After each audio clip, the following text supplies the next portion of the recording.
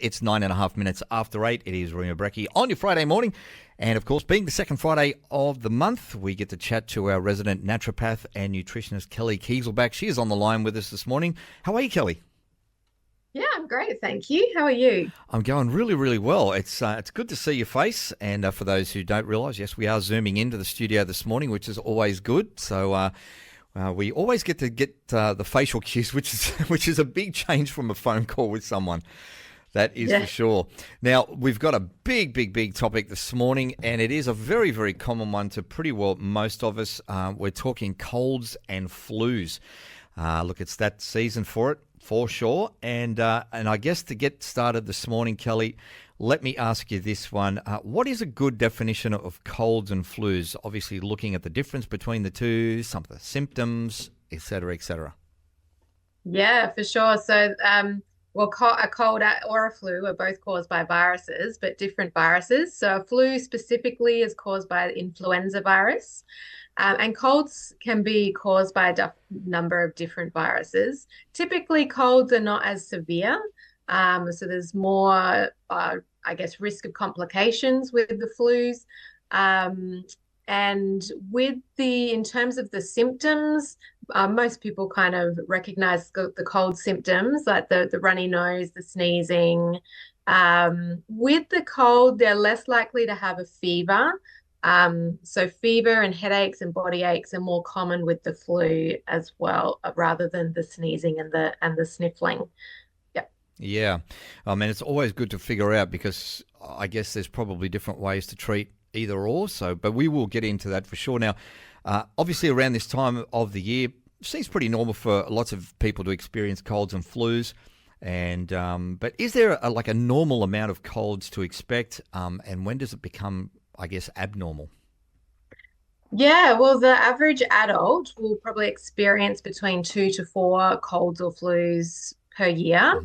Mhm. Obviously, for people who are working, with a lot of different people or children, so teachers and nurses, you might expect them to be a little bit on the higher end. But typically 2 to 4 is quite normal. In children, it's much more because they're much more that they pick up the viruses much more easily. Yeah. So for them, it could be, 8 or 9 a year would be normal for a child. Yeah, absolutely. Yeah, yeah. Now, I guess, and again with kids, yeah, it's one of the things you've always got to keep an eye on them, haven't you? Because, like you say, they're always together. There's always the increased risk of picking up colds and flus. So, looking at that Yeah. this morning, what can increase the risk of people catching the bugs? Well, there's the environmental factors, which probably after COVID we're all very familiar with, like the washing of hands, Hmm. avoiding highly populated areas, those types of things. But besides that, life stage can have an impact. So people, very young children and the very elderly, the immune system is perhaps not as developed or as not as robust as it once was, as well as like in pregnancy as well, the immune system is slightly suppressed, so you may be more susceptible to things. For some women as well, they might find leading up to their menstrual bleed that Hmm. they're a little bit more susceptible as well, because your immune system does sort of um, it doesn't die down, but Yeah, it's not as on the ball as it normally is around those times as well. So yeah. um, the life stage is a big one. Nutritional deficiencies. So we know there's a number of nutritional deficiencies that are linked with increased susceptibility. So vitamin D is a big one. We know that if you're deficient in vitamin D, you have a higher risk of picking up flus and having it more severely. Yeah. Iron would be another one. Vitamin C. And vitamin C is interesting because most animals can produce their own vitamin C. Sure. For humans, we have to get it from our diet. So if it's not coming in at a consistent rate, it's very easy to become vitamin C deficient. Not to the point of scurvy, like in the old days, Yeah. but enough that it may start to impact our immunity. And zinc would be another big one as well. Yeah, and besides that, things like lack of sleep, stress, they all suppress the immune system. And people who already have medical conditions that might compromise their immune system, they're obviously going to be at a higher risk as well. Yeah. So, in your role, obviously as a nutritionist, as a naturopath, what are some of the ways that you address colds and flus with your clients? Yes, well, absolutely. First and foremost, encouraging rest and prioritizing sleep. So making sure you're in bed and ideally asleep by 10 p.m. or earlier if you can. And downtime. So really looking after that stress response as well. But besides that, we're wanting to do everything we can to support the immune system. So if we're looking at the immune system as our defense force, Mm-hmm. our soldiers, we want to be able to nourish them. We want to be able to give them rest. We want to be able to provide them with all the resources that they need to be efficient at what they do. So the first thing we'd probably do dietary wise is like remove all sugar. Yep. So sugar can, for lack of a better term, make your immune cells a bit sleepy and lazy for several hours afterwards. So we're going to take all the processed sugar out. It also blocks the uptake of vitamin C. So we'll also use therapeutic foods. So things like green tea is fantastic. It can help prevent the uptake of the virus into the cell. Vitamin C rich foods like kiwi fruit and citrus, not orange juice. It's full of sugar. I know. So many people, they drink gallons of orange juice Yeah. when they've got a cold. And yes, it's got some vitamin C, but it's also very concentrated sugar. So just eat the orange and eat the white part of the orange, some of the pith as well, because Yep. contains compounds which help the vitamin C to work better as well. Herbal teas are great, and using herbal medicines are really good as well. So we can address some of the symptoms and by using things like licorice tea, sage tea to help with sore throats and that kind of thing, and also some herbal medicines that have antiviral action or help support the activity of the immune system. So we'd be looking at doing all of those things as well as the rest and the fluids and all of that. Yeah, absolutely. Some great tips there. We've got a few more things to chat about as well. We'll take a short break. We are here with our resident naturopath nutritionist, Kelli Kieselbach. We're talking about colds and flus this morning. Yes, they are going around. So if you're a little laid low at home at the moment, stay tuned because we will be getting into some more of that right after this. This is Rima Brecki on your Friday morning. Rima Brecki here on your Friday morning. And of course, we are talking to our resident naturopath and nutritionist, Kelli Kieselbach. She is in with us this morning. And of course, this is, we're talking about a massive topic this morning. That is colds and flus. Now, Kelli, before we jump into the next lot of info we want to cover this morning, teas. We were mentioning green tea before. Now, what is the best way to have your tea? Ideally without sugar was the first thing, or artificial sweeteners as well, because they disrupt the microbiome and they can just send the wrong message to our brain in terms of, wanting sweets and that kind of thing. But herbal teas, if you're trying to use them for therapeutic benefit, then ideally, you want something that's really good quality, ideally organic if you can. So I mentioned green tea before. Having an organic green tea usually means there's going to be more of that antioxidant compounds in there. Sure. Same with things like licorice and stuff, particularly things like licorice, actually. You want to make sure that it's actually just licorice root and, it doesn't have added flavors and things in it as well, because we want the therapeutic benefit from the plant itself. Yeah, because that is the thing, isn't it, with a lot of different teas, again, you think, oh, that's got a good sounding name and I like the smell of that. And the next thing you know, you're looking at the label and there's a whole heap of additives in there as well. So, I mean, and even, people who are just tea drinkers, maybe even coffee drinkers, if they've sort of got a cold and flu, they've got all the symptoms, the chesty stuff, definitely stay away from the milk as well, yeah?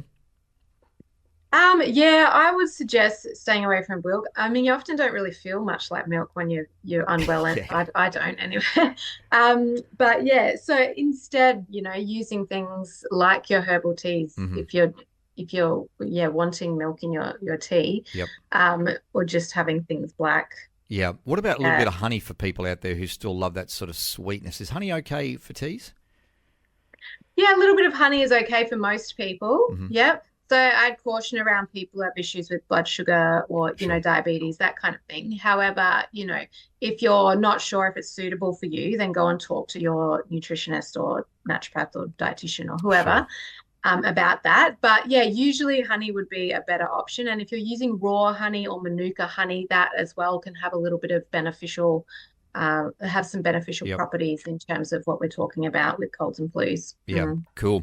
Now, here's the thing I guess a lot of people are wondering, particularly if they're in the throes of this at the moment. Now, are there ways to shorten the length or the severity of colds and flus? Yeah, so there's a few studies around this. So besides the things that we've already said, just the common sense taking care of yourself, that's going to help big time. The sleep, the rest, etc. We do know that taking some vitamin C can help. It's not going to prevent you from catching a cold, but it has been shown to reduce the severity and duration. Hmm. The same with echinacea, that has some benefit around that. There's also some other herbs that I like to use as well, like andrographis, which can be really useful, and also medicinal mushrooms as well, because they contain beta glucans, which are really beneficial and supportive of the immune system. So again, a quick disclaimer, don't use herbs without getting advice, especially if you're on medications or Yeah. have medical conditions. But yeah, there's definitely some things out there that can be very supportive and help reduce the effects. Yeah, absolutely. Now, a lot of us, we will get a bit of a heads up sometimes when we feel something like a cold or a flu coming on. There'll be, a little niggly Yeah. thing here and there. You think, oh, a little bit scratchy in the throat or a bit tighter than usual. What are some of the Yep. approaches to take, if we do feel a cold or flu coming on? Yep. So straight away, make sure that you have a few nights of going to bed early, Yep. prioritizing that sleep. Make sure that you gentle exercise, pull back from any high intensity exercise Hmm. during that time. So, just some gentle walks or stretching or Pilates, that kind of thing would be fine. Try to include as many therapeutic foods as possible. So things that we know have some antiviral or or some immune support effects. So we've mentioned some before in terms of vitamin C rich foods and that kind of thing. One of the things that I do and get my clients to do straight away is I make up a drink with four garlic cloves, a thumb-sized piece of ginger, slice it all up, and then half a juice from half a lemon, and a little bit of honey if you need it, Hmm. and just steep it in some hot water and drink that several times a day using fresh garlic, fresh ginger. But ginger's anti-inflammatory. Garlic, we know, has some immune supporting benefits and some antimicrobial benefits as well. And then just really nourish your body with whole foods. So ditch the sugars and the processed foods as well. As I Yep. said, no orange juice during this time, just lots of water. Yep. And then if you have a naturopath or nutritionist, or even if you don't, reach out to someone. And a lot of, I know a lot of naturopaths or nutritionists now will offer an acute consult. I know that I do. So you can touch base with them and get some acute care advice about things that you can do Yeah. that would be safe for you. Yep, absolutely. The garlic ginger lemon one, I remember an uncle of mine put me onto that when I was a teenager, I think. Yep. And I've used that one so many times over the years, and from firsthand experience, it is amazing.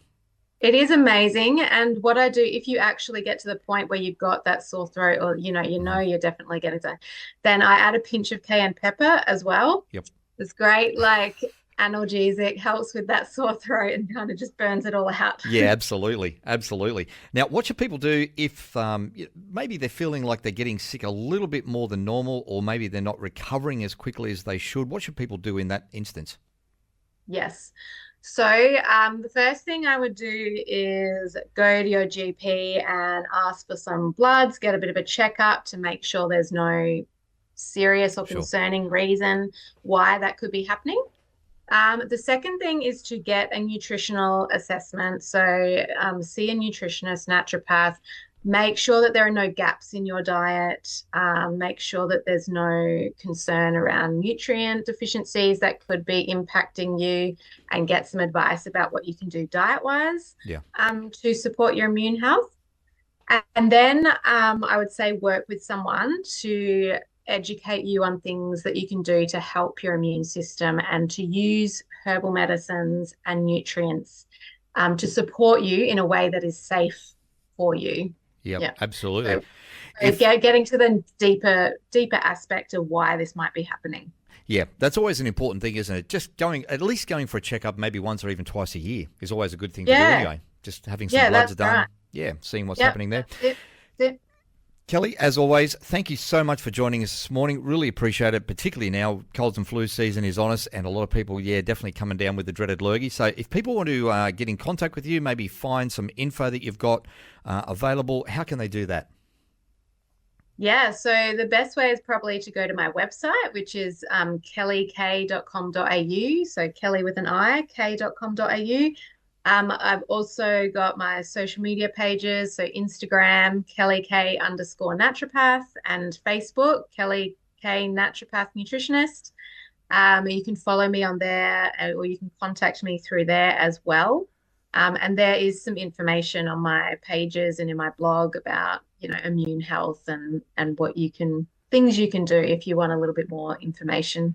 Yeah, absolutely. Look, as always, it's great to have you on of a morning. And again, now if people want to, of course, listen back to this morning's interview with Kelli, you'll be able to do that on Rima Replay, but also go to the YouTube page as well, because a lot of the interviews that we do here, one of the things that we have been doing in the past is to load these up onto a podcast section that we have.